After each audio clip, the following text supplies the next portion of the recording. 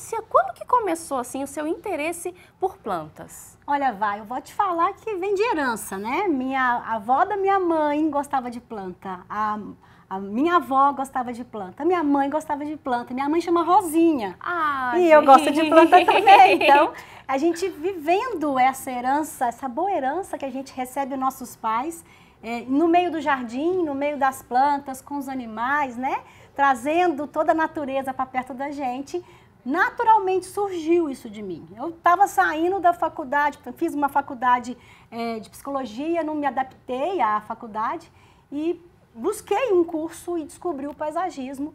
E na hora que a primeira aula voltou aquilo tudo, aquela herança voltou dentro de mim, eu falei, é isso que eu quero para minha vida. Eu vou tratar as pessoas de uma maneira diferente. Ai, que delícia, gente, que delícia. E além disso, eu imagino que tem a questão também da preocupação com o meio ambiente, né? Porque Sim. o seu trabalho é muito importante Sim. nessa preservação, nesse cultivo, né, Lu? Sim, é muito importante estar atento aonde você vai colocar. As plantas são seres vivos, né?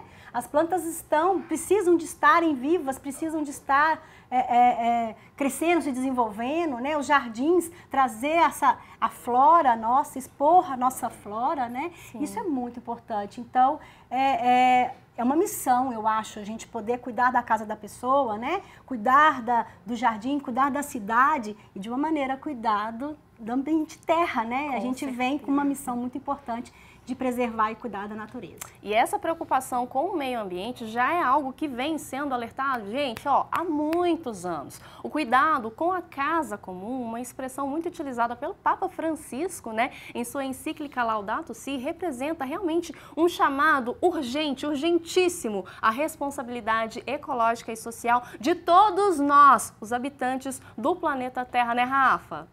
Exatamente, Vá. E nesse documento seminal, o Papa exorta não apenas os fiéis católicos, mas toda a humanidade a adotar uma postura de cuidado e preservação do meio ambiente, reconhecendo a interconexão entre todas as formas de vida e a importância de proteger a nossa casa compartilhada. É isso aí, a gente precisa ter esse cuidado, né? Lúcia, eu vou te fazer um convite, porque hoje eu tô cheia dos convites para a Lúcia. Vou te pedir então para a gente ir para o sofá, porque a gente tem um convidado muito especial aqui também, para a gente continuar falando sobre essa questão, sobre a importância do cuidado da casa comum. Padre Samuel Fidelis. Tudo bem? Seja muito bem-vindo, boa tarde. Estamos aqui Padre na sala Samuel de estar. já estava trocando uma ideia com a Lúcia, já se conheceram nos bastidores, Sim, né, claro. Padre?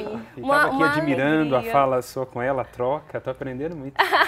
E assim, essa relação com as plantas, principalmente, né, a gente estava escutando aqui nos bastidores, né, aqui a troca de informações já, e o senhor já revelou que tem uma afetividade maior pelo cuidado das plantas, né, Padre Samuel? Exatamente. Não obstante não tenha conhecido, o meu avô materno tem uma relação muito grande com as plantas e com os jardins. Ele foi durante muito tempo cultivador do jardim do Hospital Alberto Cavalcante, dos jardins, dos animais. Então, as minhas tias dão testemunho disso, como era significativa a relação dele com as plantas e como isso servia para as pessoas que estavam ali no hospital, num ambiente difícil, naturalmente pela doença, pela enfermidade, às vezes até por uma perda, e eram reconectadas com esse sagrado, com essa alegria da vida na medida e com os jardins, né? Então, para mim e para minha família, a relação com as plantas ela é bastante visceral, espiritual, é uma memória afetiva. É muito gostoso e escutar histórias Exatamente. Assim, né? E agora escutar também da Lúcia, né, que é uma especialista de plantas, como que a gente pode, né, refletir sobre esse cuidado de uma criação divina que é a natureza? Eu acho que primeiro é o respeito, né? A gente tem que entender que são seres vivos, a base da alimentação nossa, né, com plantas, e a gente começar a respeitar essas formas de vida que vieram antes da gente. Eu acho que essa imagem de respeito, eu acho que é a primeira coisa, que apesar de sermos, né, seres racionais, eles também são vivos, né? Então, as plantas, observar, cuidar da melhor maneira, né? Estar atento às necessidades de cada um. Não adianta nada vir com um campo de tulipas, trazer aqui em Belo Horizonte, elas não vão sobreviver, elas precisam da neve, né? Então, conhecer, ter esse conhecimento, ter esse respeito, ter essa forma da gente poder observar a planta, observar os animais também e tentar, de alguma maneira, trazer que a nossa casa, que seja a nossa residência, seja um lugar próprio para elas serem cultivadas, para eles, né, nascerem, crescerem e se desenvolverem. Eu achei interessante o que a Lúcia falou, porque traz essa ideia de uma relação de ancestralidade com a planta. E é bonito quando você fala, chegaram antes de nós. E a nossa tradição espiritual, seja ela cristã católica ou até mesmo a tradição budista, né, a qual sou muito afeito e tem uma relação muito grande com os seres, né? O budismo traz essa ideia de que nós intersomos, né? Não apenas somos, porque o ser pode ser isolado, mas o interser não, nos conecta a todos, né? Esta ideia deste antigo que nos precede, que nos acompanha e que nos supera. O Jardim do Éden era perfeito? Claro, de fato, né? Era perfeito. O início da criação na perspectiva judaico-cristã é um jardim. Portanto, somos vocacionados a ter esse respeito, essa relação com as plantas, é muito significativo. E faz bem a nós, né? Não, desde o cultivo, padre, eu acho que trata a vida gente... é cultivo, né? Sim, é desde o comecinho. Você tem que ter paciência, você tem que aprender a nascer a semente, você tem que dar o tempo, né, observar, regar, adubar. Respeitar a natureza, como você falou, a gente às vezes tem essa tendência de imaginar que as pessoas têm que ser do jeito que a gente quer, nos momentos, nos nossos tempos. E o jardim nos ensina isso, como você falou das tulipas. Olha, se não é um ambiente de gelo, não adianta me plantar aqui não, né? Não vou nascer. Eu costumo dizer nas relações, onde não couberes, não te apertes. Verdade. Acho que as plantas deixam muito claro isso pra gente, Nos né? ensinam muito. Me ensinam muito. Ai, gente, eu queria ficar aqui, ó, a Tati tá escutando, os um dois papo falando, muito porque gostoso, né? tá muito bom, tá muito gostoso. Mas você sabe que você tem uma missão aqui, né, Claro, padre? como sempre. Toda quarta-feira, o padre Samuel sabe que tem essa missão. Estão aqui me esfolando. Aí eu tenho que ser como o sândalo, que é uma árvore que perfuma o machado, que infere. Verdade.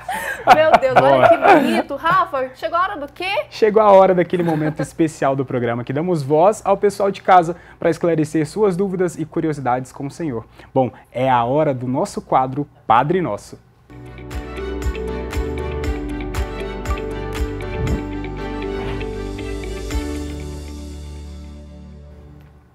Padre, como a gente tem uma convidada para lá de especial hoje aqui nesse bate-papo, vou dar as honras para a Lúcia, porque ela tem pergunta para fazer para o Padre Samuel. Tananana, por gentileza. Muito feliz com a fala do Papa Francisco, né? De colocar essa ecologia integral. Como o Senhor vê, como a Igreja Católica vê as práticas que a gente pode colocar no dia a dia, porque é urgente. A gente precisa de ter essa consciência e precisamos de cuidar do nosso planeta de uma forma urgente. E a Igreja Católica, o Papa, tem tanta voz assim, pode entrar em tantos lares. Como é que a gente pode, com isso, contribuir para que as práticas sejam eficazes e urgentes? Eu diria, antes de tudo, Lúcia, começando com o simples. Penso que um dos pontos que nos faz ferir a natureza ou desconsiderar essa finitude dos recursos tem a ver com a nossa relação com o consumo. Hoje eu vejo que uma coisa que não existia até anteontem, que a gente se questiona. Eu hoje, quando compro uma carne que seja, eu fico preocupado. Onde é que isso foi feito? Como esses animais são alimentados? Essa empresa que ela tem uma responsabilidade com relação ao lençol freático. Então, quer dizer, isso tem que ser introjetado nas nossas práticas de consumo para que a gente entenda que a natureza é um grande dom e um dom que nos impõe uma responsabilidade de cultivo. Isso não é muito apresentado agora, com o magistério do Papa Francisco está retomado, mas pertence ao núcleo mais lídimo da fé judaico-cristã. Em primeiro lugar, porque Deus, ao criar o homem, o cria do pó da terra. Então significa de uma relação profunda, uma relação visceral com a terra naquilo que ela é. Em segundo, porque o mandato que Deus dá ao homem, o primeiro dos mandamentos, é guarda e cultiva. Portanto, além da primeira profissão do homem e da mulher serem de jardineiros, ele ainda dá essa ordem, guarda e cultiva. Portanto, na perspectiva de fé, e está sendo retomada pelo Papa Francisco na Laudato Si, nós somos vocacionados ao cuidado, porque a criação é um lugar de encontro com o divino, né? É muito bonito que o Papa esteja trazendo isso, e como uma expressão concreta, eu diria, prestar atenção nos pequenos detalhes, considerar os recursos e, sobretudo, estar bastante atento à maneira com a qual nós consumimos. A gente não pode consumir como quem usurpa, como quem fere a terra, como quem desconsidera a limitação dos recursos, mas como quem entende que é preciso preservar, que é preciso considerar as relações ecológicas, sociais e o respeito à criação como um todo, né? Perfeito. Ó, só dessa resposta do padre já tirei 2 temas que eu acho que a gente pode trazer aqui. Práticas de consumo e vocações. Que bom. Nossa, ótimo. Vamos para a próxima pergunta temas. então, Rafa? Bora para a próxima pergunta, e ela é do pessoal de casa. Quem mandou essa pergunta foi a Ana Paula. Católico pode ir em benzedeiras e tomar os chás receitados, padre? Com certeza. A pessoa agora vai me fazer perder o emprego. Vamos diferenciar, né? Em primeiro lugar, se é benzer, é bênção. Então não há nenhum tipo de dificuldade de recorrer a alguém que abençoe. Inclusive nós temos isso muito ligado à nossa tradição mineira. As minhas avós eram benzedeiras. O que é preciso, numa perspectiva católica, é só tomar cuidado com aquilo que é a nossa crença. Então, evidentemente, é preciso que a gente se pergunte assim, esse ato de bendição está conforme aquilo que eu creio?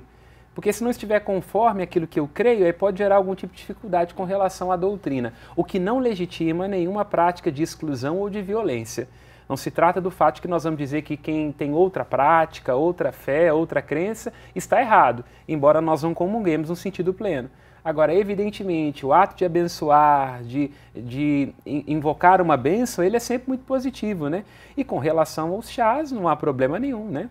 Quer dizer, muito pelo contrário, essa relação com os princípios ativos que estão presentes nas plantas e ter um benefício de saúde com relação a eles é perfeitamente aceitável e recomendável. Até melhor do que médico, porque às vezes aí a homeopatia é uma medicina, ou a alopatia, né? Que a homeopatia seria que nós estamos falando, né? A alopatia, ela trata muito mais sobre a doença, ela trata muito mais sobre a questão até de um vício, às vezes, e de uma indústria farmacêutica que eu não vou falar aqui porque eu não tenho dinheiro para pagar advogado. Então vamos passar para a próxima pergunta. Vamos passar para a próxima pergunta, por gentileza, na tela. O Fábio mandou: a árvore ou planta bem vista ou mal vista pela igreja, se há, quais são, Padre Samuel? Eu acho que Jesus não gostava de figos, né? Porque quando ele estava entrando em Jerusalém, ele amaldiçoou a figueira. Então diria, não seria bom oferecer para Jesus doce de figo. Agora, fermento, trigo... a própria figueira, eu estou brincando, com certeza também tem a oliveira. Então a Bíblia está associada a árvores e o próprio Cristo se vê como uma árvore. Eu sou a videira. Então quando ele tem que traduzir o seu amor, o seu afeto, a vida que pulsa nele, ele diz, olha, já olharam para uma videira vicejante com muitos frutos? Então eu sou assim, como uma videira que dá frutos e que possibilita a produção da uva, do vinho e por aí vai. E ao mesmo tempo a Bíblia associa o pecado, o erro, a maldade, a dificuldade de se integrar na ecologia e na vida com árvores más, que não dão frutos. Em primeiro, aquela árvore do conhecimento do bem e do mal, uma árvore soberba. Em segundo, poderíamos pensar na videira que produz frutos amargos. Jesus nos leva a tomar cuidado com isso. A vida é preciso que ao viver a gente produza frutos doces, né? E a figueira que não produz frutos, eu diria. E terminaria dizendo também, né, quando os profetas associam a ideia de árvores com espinhos que produzem urticárias, né? O espinho, quando ele passa da ideia de uma proteção, ao impedir que haja os frutos, que se desfrute deles, né? Então a Bíblia vai brincando um pouco com essa imagem dessas árvores nessa perspectiva, né? Então, não em si uma árvore má, mas as árvores, as plantas nos ajudando a perceber que para ser cristão é preciso dar fruto. A gente não pode ser estéril, essa que é a perspectiva bíblica, né?